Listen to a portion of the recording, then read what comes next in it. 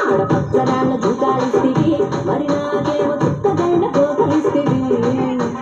నాని చెవిలో దూకాలేమో తాగా మెరిసిపోయి నాకు పట్టిన కోపలేమో కలై తిరిగిపోయి ఏం రసిక రాజువో మరి నా దాసు బావ నీతో ఎప్పుడింత కిరికిరి